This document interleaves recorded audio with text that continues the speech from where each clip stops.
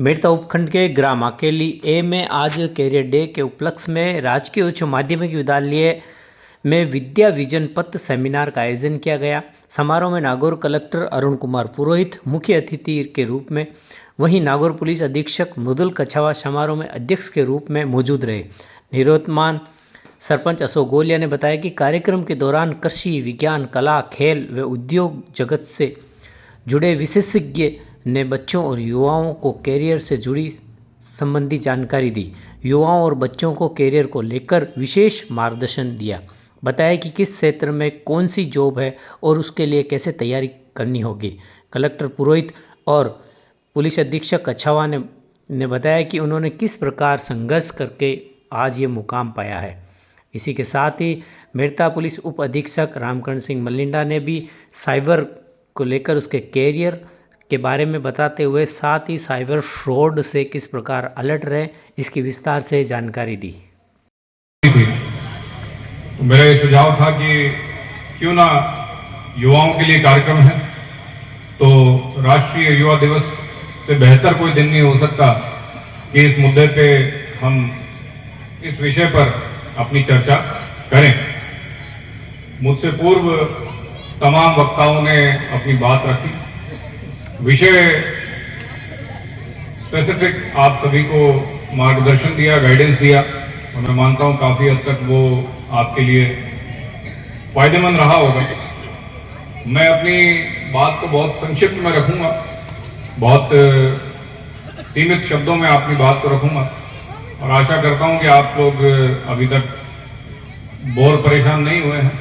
बहुत छोटी सी बात मैं स्ट्रक्चर्ड वे में आप सभी के समक्ष रखता हूं। जब टेलीफोन उठाते थे, जो जिसमें वो तार होता था और उस फोन को उठाते थे, मैं उस समय भी देखा। आप जितने उम्र के बच्चे थे, जब ये जो बच्चे आगे बैठे हैं उस एज का था मैं, तो उसमें वो वहाँ पे बोलते थे कि भाई नंबर प्लीज, आप कोई नंबर बताइए।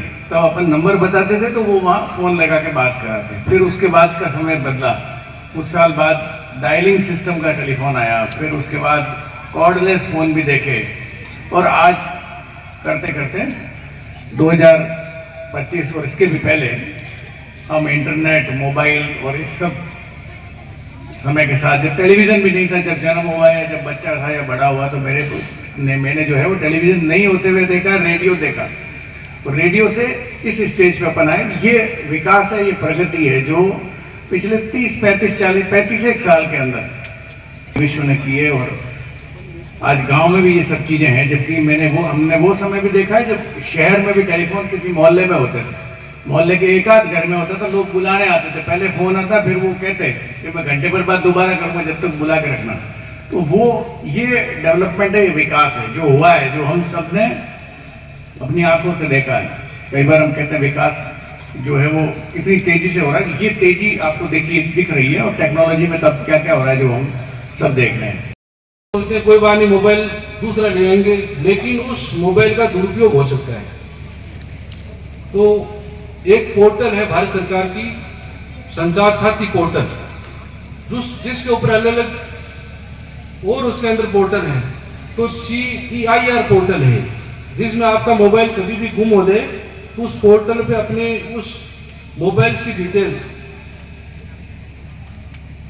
तो IMEI नंबर होते हैं मोबाइल में।